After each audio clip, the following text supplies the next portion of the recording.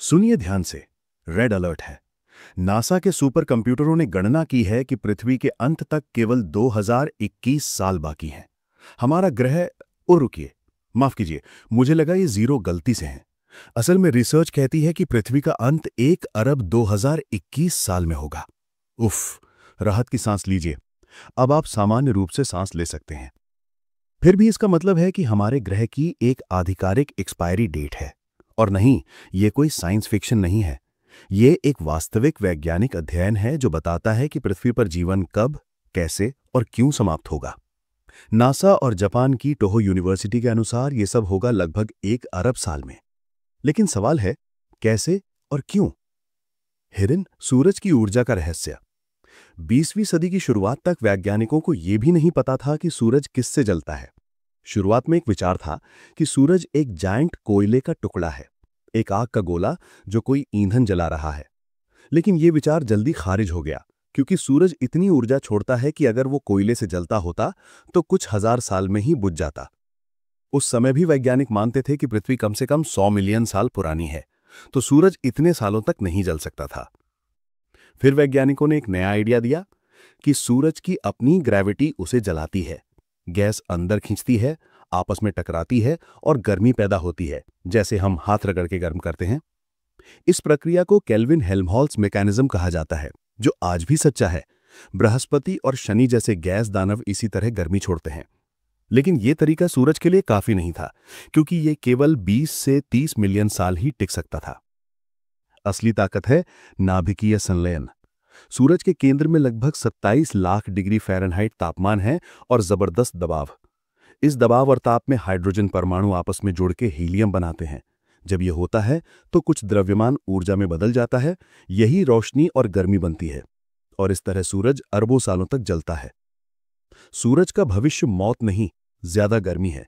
लोगों को डर था कि सूरज एक दिन ठंडा पड़ जाएगा, और हां, यह होगा, लेकिन 5 अरब साल बाद। उससे बहुत पहले पृथ्वी नरक बन चुकी होगी। क्यों? क्योंकि सूरज समय के साथ और अधिक गर्म होता जा रहा है।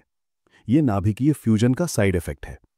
हीलियम बढ़ने से सूरज का कोर और गर्म होता है, जिससे सूरज और चमकदार हो जाता है।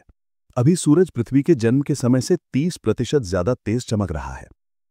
पृथ्वी का भाग्य, मॉइस्ट ग्रीन हाउस इफेक्ट। आने वाले समय में सूरज की गर्मी से पृथ्वी का तापमान 117 डिग्री फ़ारेनहाइट तक पहुंच जाएगा।